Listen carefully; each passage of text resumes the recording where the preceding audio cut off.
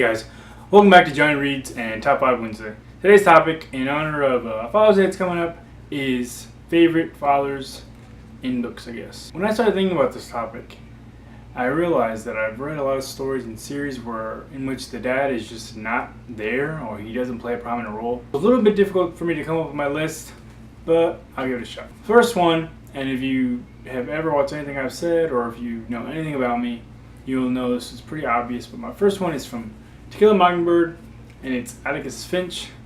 Now, disclaimer, I have not read Ghost of the Watchman. I will not read Ghost of the Watchman because in my opinion, it was simple exploitation to get money for everyone except for Harper Lee, who I can't imagine was in any mental state of mind to actually authorize the publication of that draft, because that's what I think it is. I think it's a draft that was never meant to be published.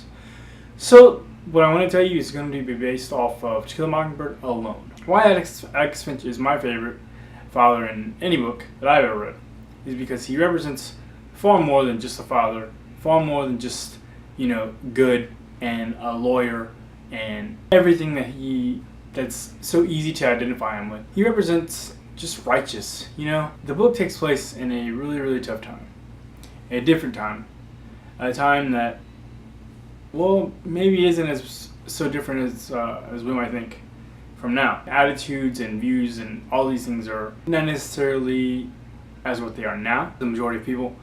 And Atticus, he signifies that even when everyone else is doing wrong or is supporting, hatred and bigotry and racism, that you can still, in your own way, stand up and stand for what is right. And Atticus Finch is the epitome of doing just that. He didn't have to represent his client at all in To Kill a Mockingbird. He didn't have to go to trial. He didn't have to sit there at the jail where he was being held the way he did for his client.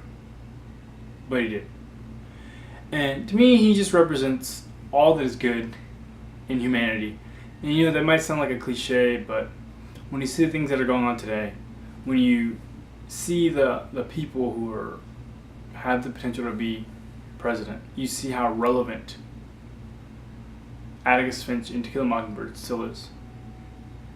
Because I said it when I made my To Kill a Mockingbird video, this story is still valid today because of the criminal justice system and the people and the viewpoints that are expressed. In my opinion, I think it'll probably be relevant for a very, very long time into the future. And Atticus Finch is simply great. He is easily the greatest non-protagonist character that I've ever read in any book. And it's not even close. There's nobody else in that conversation. And as a result of me having read stories in which fathers don't have a big part, and Atticus Finch being as brilliant as he is, he's actually the only one I'm going to mention today. So my top 5 Wednesday is top 1. It's Atticus Finch. He's by far the greatest father that I've ever read in any book. And it isn't even close. Who are your top 5? You can actually come up with 5 and tell me, is Atticus Finch on your list? I'll see you next time.